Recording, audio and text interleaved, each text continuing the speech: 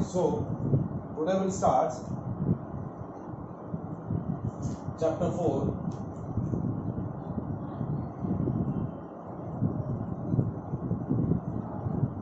magnetic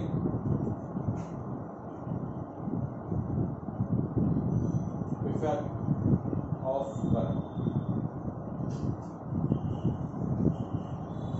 That is one of the effect of an electric current. कैसे हम define करेंगे इसको देखिए. When an electric current is flowing through a current carrying conductor, then current carrying conductor produces a magnetic field around it, and due to that magnetic field another magnetic substances either experiences force of attraction or repulsion.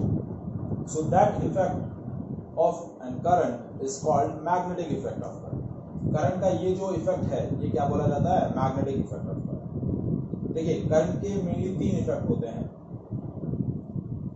पहला effect जो है वो हमने discuss किया था chemistry के अंदर, that is chemical effect of current, जहां हमने डिस्कस किया था Faraday's laws of electrolysis. Second effect हमने डिस्कस किया इलेक्ट्रिसिटी के अंदर, Joule's heating effect of current. When we supply the current in the conductor wire, it produces heat energy. And the last effect, that is a magnetic effect of current. When we supply a current in the current carrying conductor, so it will produce a magnetic field around it. अपने surrounding में क्या करेगा? अपने near by magnetic field produce करेगा, और उस magnetic field की वजह से दूसरे magnetic substances force of attraction या फोर्स ऑफ रिपल्शन एक्सपीरियंस करेगा. Now this effect was first identified by Hans Christian Ørsted. किसने डिस्क्राइब किया था? Ørsted. Hans Christian Ørsted, by performing an experiment which is known as Ørsted experiments.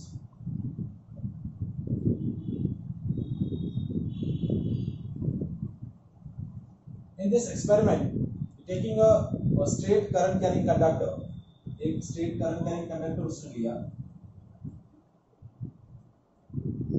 This straight current carrying conductor is AB, and this straight current carrying conductor is connected to battery key and rheostat in the series.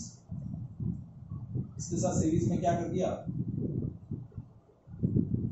Battery connect कर दी, एक की connect कर दिया, एक rheostat connect कर दिया, और he placed a magnetic needle below to this conductor wire. इस वायर के नीचे उसने क्या प्लेस कर दी थी? एक मैग्नेटिक निडल प्लेस कर.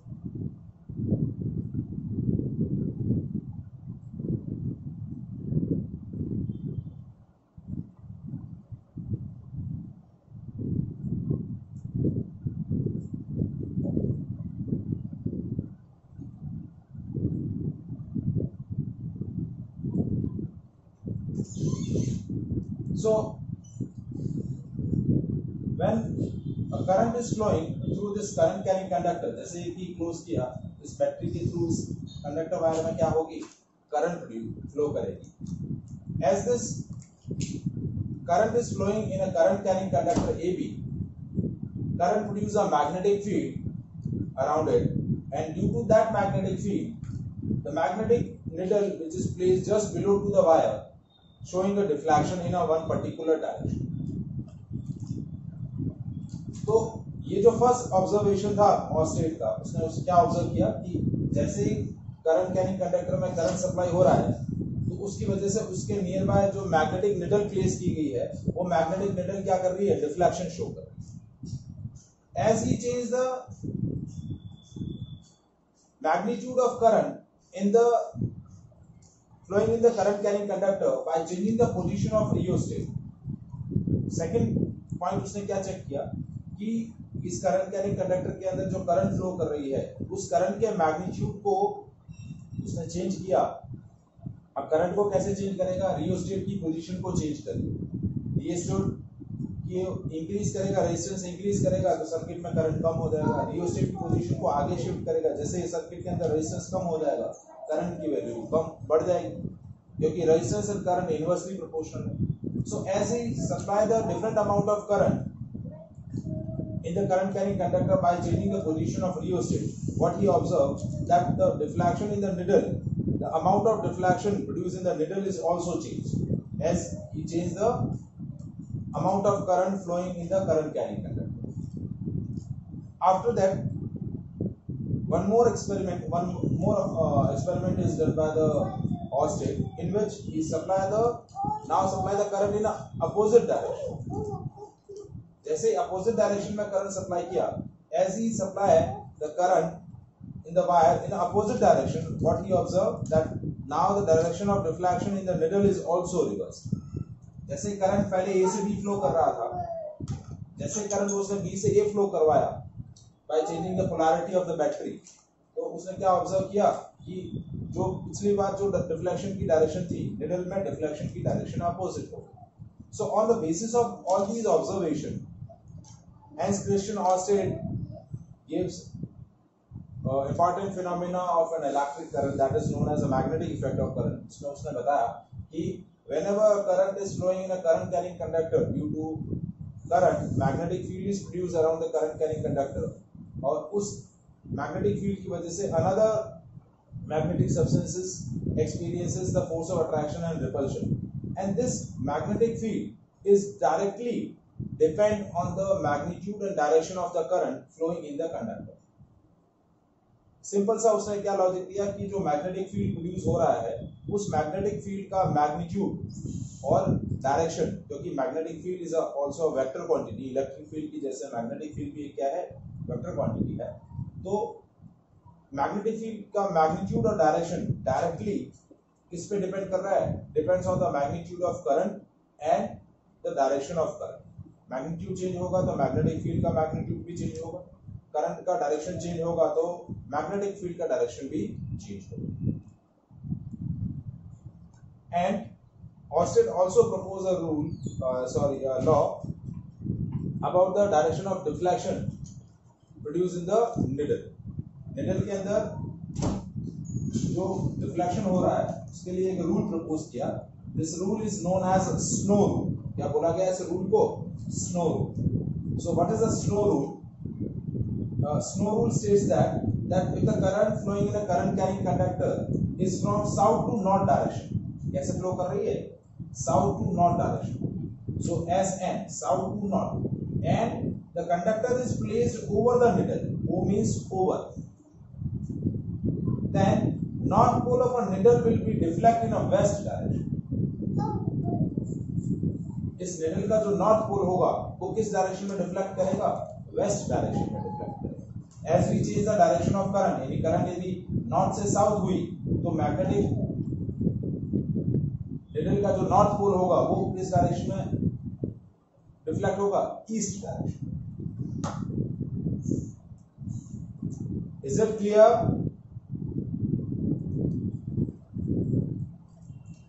So that effect of a current is known as magnetic effect of current. Any doubt in this part?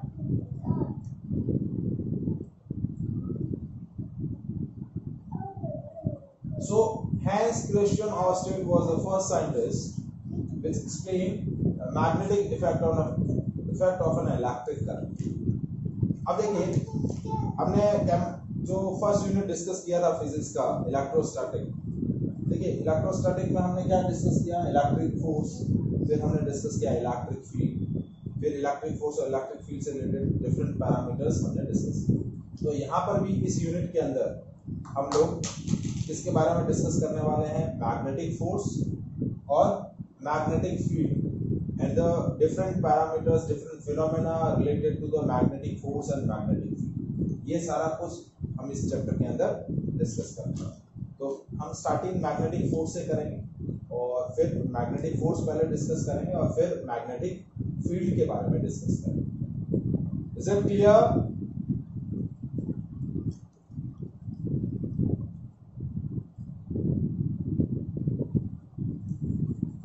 सो हमारा इस चैप्टर का जो फर्स्ट टॉपिक है that is magnetic force experience bye a charge particle. Magnetic force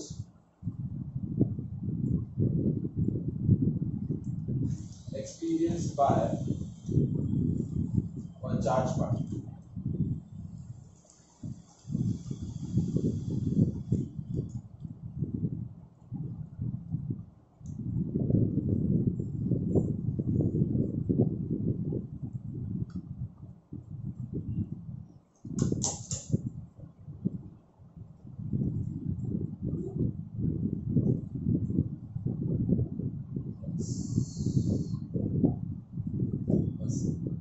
These are three mutually perpendicular coordinate axes.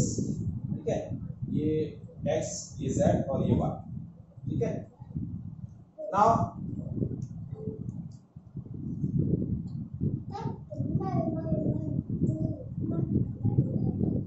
we are taking a charged particle of mass m and having a charge q, and is travel with the velocity v in the xy plane. ठीक है, और ये इसका position vector है, ये origin. We are taking a charged particle of mass m and having a charge of q. Now this charged particle is travel in the xy plane with the velocity v. v velocity के साथ वो xy plane में क्या कर रहा है, travel कर रहा है. क्या कर रहा है, ट्रैवल कर रहा है. ठीक है, बेसिकली जो वेलोसिटी वेक्टर है वो ऐसे नहीं है. चार्ज पार्टिकल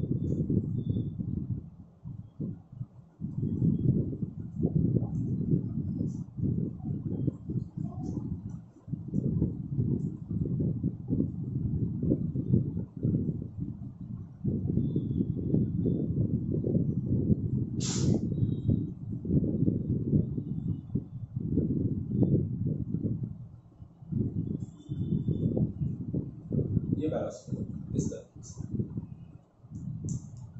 ठीक है, ये आपका हॉरिजॉन्टल एक्सिस हो गया, ये vertical. And this position vector makes an angle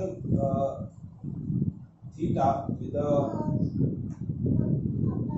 coordinate axis. X axis के साथ वो थीटा एंगल बना रहा है. तो देखिए, ये वेलोसिटी के साथ भी, वेलोसिटी वाला जो है ये भी क्या करेगा, वेलोसिटी वेक्टर भी क्या कर रहा है, थीटा एंगल बना रहा है. तो वेलोसिटी का ये कंपोनेंट है v cos थीटा और वेलोसिटी का ये कंपोनेंट है v sin. So we are taking a charged particle of mass m and having a charge q, and it travel in the xy plane with the velocity vector v. Yes,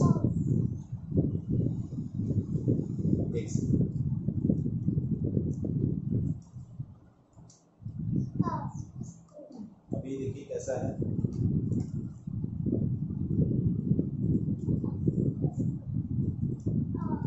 दिख रहा है,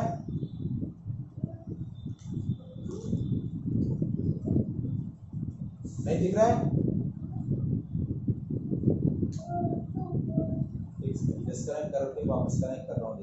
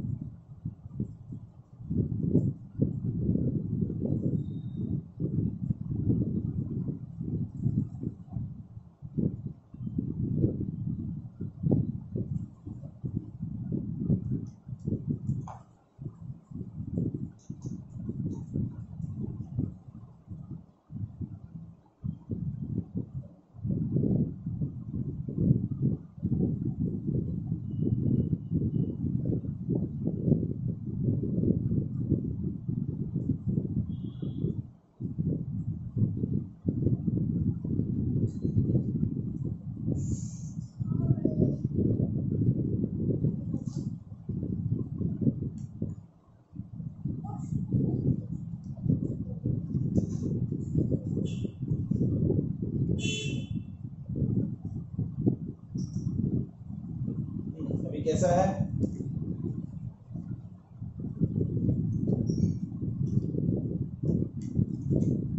ठीक है. So now what is the situation? We are taking a charged particle of mass m and having a charge of q, moving in an xy plane. Its velocity vector making an angle theta with the position vector के साथ वो क्या angle बना रहा है, theta angle बना रहा है. क्या बना रहा है, थीटा एंगल बना रहा है.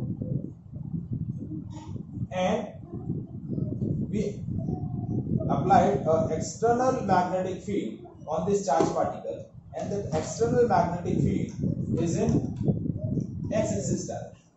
B जो है, देखिए मैग्नेटिक फील्ड को हम किससे रिप्रेजेंट करते हैं, B से रिप्रेजेंट करते हैं. ये क्या है, मैग्नेटिक फील्ड की स्ट्रेंथ है, external magnetic field.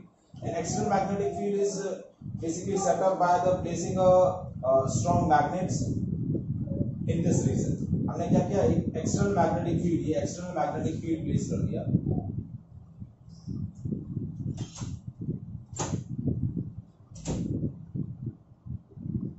External magnetic field is along the x-axis direction. Now, when this charged particle is placed in an external magnetic field and moving in a xy plane, किस plane में है, xy plane में है, और external magnetic field उसका किस direction में है, x-axis डायरेक्शन में है. So, this charged particle experiences the magnetic force, and magnitude of the magnetic force is depends on or directly proportional to magnetic force experienced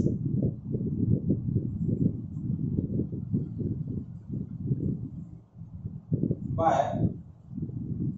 charged particle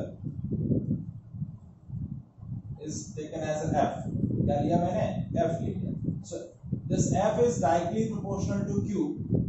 F is directly proportional to the strength of magnetic field, and F is directly proportional to the component of velocity which is perpendicular to the magnetic field.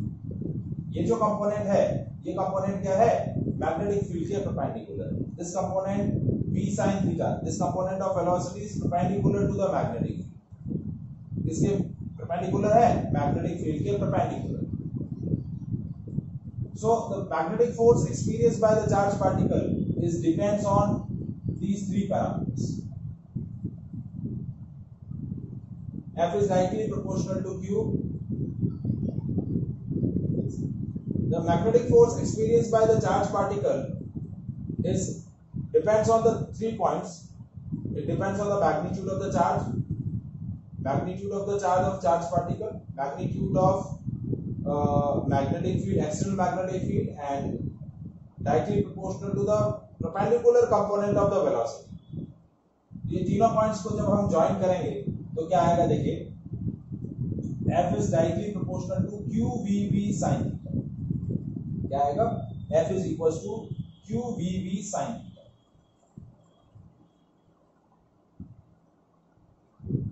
अब as we remove the proportionality sign and add a proportional, as we remove the proportionality sign and we add a proportionality constant add करेंगे तो k आ जाएगा, k QVB sin. और इस practically इस q की जो k की वैल्यू जो होगी, वो k की वैल्यू क्या होगी, 1. k की वैल्यू क्या होगी, 1. तो आपका एक्सप्रेशन क्या बन जाएगा, देखिए, एक्सप्रेशन बन जाएगा F is equals to k QVB sin theta.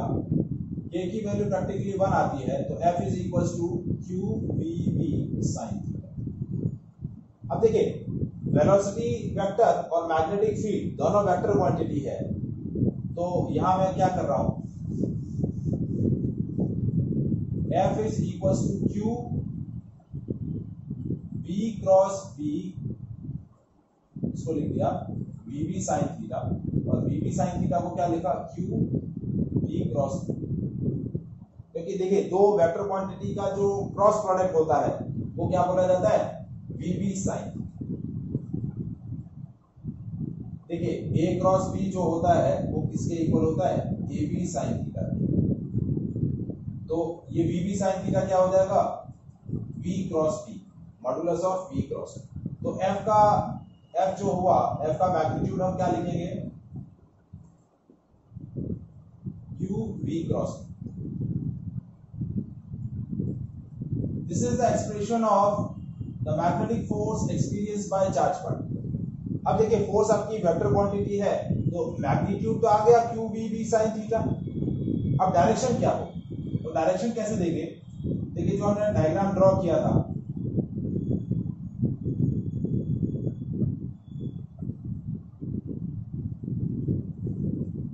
ये एक्स एक्सिस, ये जेड एक्सिस और ये वाई एक्सिस। चार्ज पार्टिकल इस प्लेन में मूव कर रहा है, ये वेलोसिटी वेक्टर, ये v sin थीटा है, ठीक है, और ये आपका मैग्नेटिक फील्ड है, ये थीटा है। तो देखिए आपने क्रॉस प्रोडक्ट ऑलरेडी पहले भी डिस्कस किया हुआ है। तो a क्रॉस b की डायरेक्शन क्या होती है? देखिए a क्रॉस b की डायरेक्शन के लिए हम कौन सा रूल यूज करते हैं? Right hand screw rule use करते हैं, ठीक है। तो वेक्टर v से वेक्टर b आप जिस डायरेक्शन में ट्रेवर्स कर रहे हैं, वेक्टर v से वेक्टर, ये वेक्टर v, ये v sin थीटा है, वेक्टर v ये है। अब v से b कैसे जा रहे हैं? वेलोसिटी वेक्टर से मैग्नेटिक फील्ड वेक्टर कैसे जा रहे हैं? एंटी क्लॉकवाइज जा रहे हैं। कैसे जा रहे हैं? Anti clockwise. तो देखिए if the curling of fingers is in the direction of v cross b, then thumb indicate the direction of force. तो थंब कैसे होगा? ये आपकी फोर्स की डायरेक्शन होगी। So force will be is in about the z axis. देखिए आपका velocity vector जो है वो किस डायरेक्शन में है? xy प्लेन में है। मैग्नेटिक फील्ड x एक्सिस में है। तो फोर्स क्या होगा? फोर्स की डायरेक्शन उस प्लेन के परपेंडिकुलर होगी जिसमें वेलोसिटी वेक्टर और मैग्नेटिक फील्ड वेक्टर प्रेजेंट है। देखिए वेलोसिटी वेक्टर और magnetic field vector xy plane में प्रेजेंट है, तो आपका मैग्नेटिक फोर्स इस प्लेन के हमेशा परपेंडिकुलर रहेगा। क्या रहेगा? परपेंडिकुलर। देखिए a क्रॉस b का, जैसे ये जैसे वेक्टर a है, ये वेक्टर b है, सॉरी ये a ले लिया और ये b ले लिया। अब a से b आप कैसे जा रहे हैं? Anti clockwise. तो ये आपका a क्रॉस b का डायरेक्शन हो जाएगा। This will be the direction of a cross b। और यदि आप a से b क्लॉकवाइज आ रहे हैं, a से b कैसे आ रहे हैं? क्लॉकवाइज, इस तरीके से, तो आपका मैग्नेटिक फोर्स कैसे हो जाएगा? Perpendicular to the plane inward. अभी आपका मैग्नेटिक फोर्स इस केस में क्या है? Perpendicular to the plane in which velocity vector and magnetic field vector is lies and perpendicular to the plane and outward. आपका मैग्नेटिक फोर्स किस direction में होगा? z एक्सिस डायरेक्शन में। Is it clear? डायरेक्शन समझ में आई? Direction किस according हम दे रहे हैं?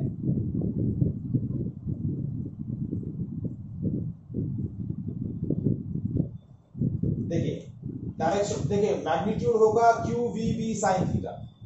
अब फोर्स की डायरेक्शन के लिए आपको क्रॉस प्रोडक्ट वाला लॉजिक याद रखना है। देखिए जिस प्लेन में आपके वेक्टर a और वेक्टर b प्रेजेंट है, उस प्लेन के परपेंडिकुलर एक्सिस के अबाउट आपका a क्रॉस b का डायरेक्शन होगा। जैसे देखिए वेक्टर a और वेक्टर b यदि xy प्लेन में है, तो आपका a क्रॉस b हमेशा किसके अबाउट होगा? z एक्सिस के अबाउट होगा। यहाँ पर भी ऐसा ही हो रहा है। वेलोसिटी वेक्टर और magnetic field vector, velocity vector आपका xy प्लेन में है, मैग्नेटिक फील्ड x एक्सिस के अबाउट है। तो आपका फोर्स किस डायरेक्शन में हो जाएगा? फोर्स xy प्लेन के परपेंडिकुलर एक्सिस के अबाउट होगा, यानी अबाउट z एक्सिस होगा। Either perpendicular to plane and outward या इनवर्ड। अब आउटवर्ड या इनवर्ड कैसे पता चलेगा? यदि आप वेक्टर b से वेक्टर b, देखिए वेक्टर b से वेक्टर b कैसे जा रहे हैं? वेक्टर, ये देखिए वेक्टर b से वेक्टर b कैसे जा रहे हैं? क्लॉकवाइज जा रहे हैं। कैसे जा रहे हैं? क्लॉकवाइज। देखिए ये मैं प्लेन बना रहा हूं, ये मैं क्लॉकवाइज गया, तो मेरा थंब कहां आ रहा है? Perpendicular to the plane outward. और यदि वेक्टर b से वेक्टर b मैं क्लॉकवाइज जाता, मैं पहले वेक्टर b से वेक्टर b एंटी क्लॉकवाइज जा रहा था, तो मेरा थंब बाहर की तरफ आ रहा, perpendicular to the plane outward. और यदि वेक्टर b से वेक्टर b मैं क्लॉकवाइज जाऊंगा, कैसे जाऊंगा? क्लॉकवाइज। तो थंब कैसे आ रहा है? Perpendicular to the plane inward, अंदर की तरफ। कैसा आएगा? अंदर की तरफ। Is it clear? This is called right hand screw rule. क्या बोलते हैं इसको? Right hand screw rule.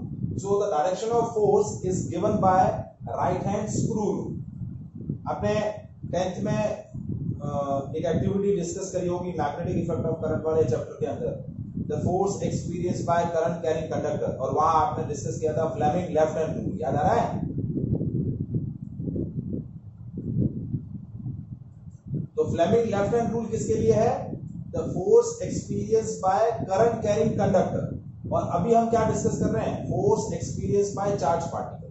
तो चार्ज पार्टिकल का फोर्स हम राइट हैंड स्क्रू रूल से देंगे। किससे देंगे?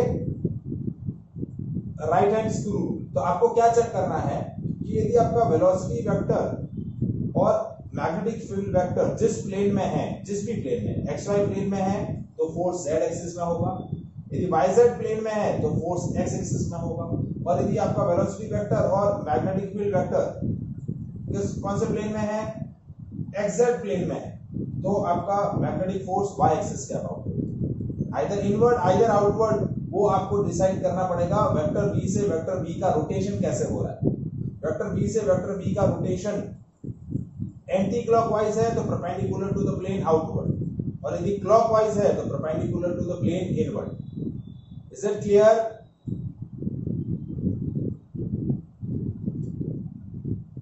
Is there any doubt to determine the direction of force? Determine the direction of magnetic force experienced by charge particle. अब देखिए magnitude क्या है आपका? F का मैग्नीट्यूड क्या है? QVB sin theta. क्या है? F का मैग्नीट्यूड क्या आया?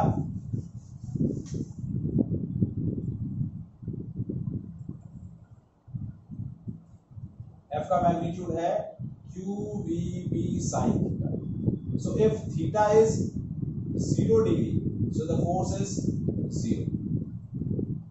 अब देखिए ये भी एक इंपॉर्टेंट पॉइंट है। इंपॉर्टेंट पॉइंट क्या है कि यदि वेलोसिटी वेक्टर और मैग्नेटिक फील्ड वेक्टर एक ही डायरेक्शन में हो गए, पैरेलल हो गए, सो उस केस में चार्ज पार्टिकल कोई भी फोर्स एक्सपीरियंस नहीं करेगा।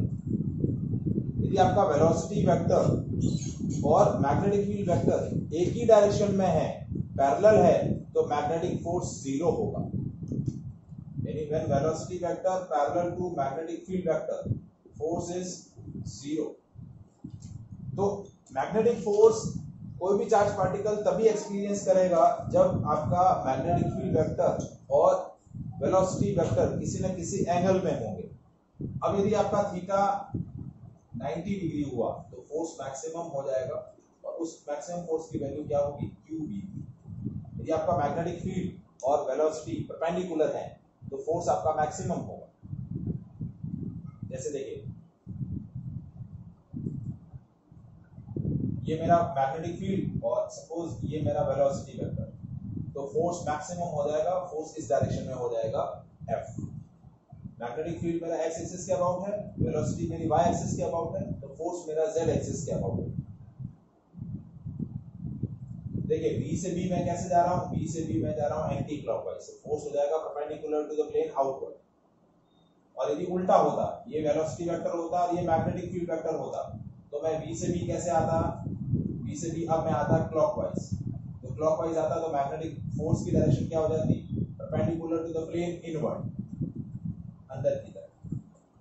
अब देखिए तीनों एक्सिस एक ही प्लेन पे दिखा, ये एक प्लेन है, तो तीसरा एक्सिस ऐसे होगा, या तो ऐसे बाहर की तरफ या फिर ऐसे अंदर की तरफ। ये 2D के अंदर ऐसे दिखा रहा हूं। अब 2D में ऐसा लगेगा कि नीचे या ऊपर, नीचे या ऊपर नहीं है, वो 2D के अंदर दिखा रहे हैं इसलिए वो नीचे और ऊपर दिख रहा है आपको।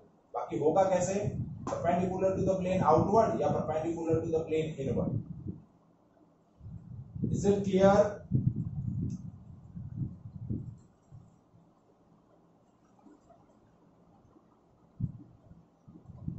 आया समझ में? Magnetic force experience by charge particle.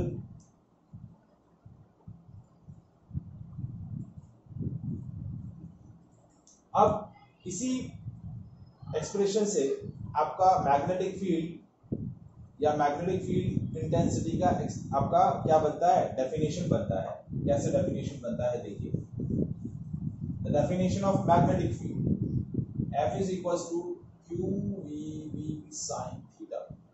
If Q is 1 coulomb, V is 1 meter per second, and theta is 90 degree, then V is equals to F. So intensity of magnetic field is numerically equal to the magnetic force experienced by a charged particle of unit magnitude travel with a velocity of 1 meter per second in the direction of perpendicular to the magnetic field. Unit magnitude का charge particle 1 metre पर second velocity से magnetic field के perpendicular direction में यदि travel कर रहा है, तो उस कंडीशन में वो जो मैग्नेटिक फोर्स एक्सपीरियंस करेगा वही मैग्नेटिक फोर्स क्या बोला जाएगा? The strength of magnetic field, that is called magnetic field intensity. Definition समझ में आई? When a charged particle of unit magnitude is travel in the magnetic field with a velocity of 1 meter per second or unit velocity in the direction perpendicular to the magnetic field, then the magnetic force experienced by the charged particle is equal to the strength of magnetic field. Confirm?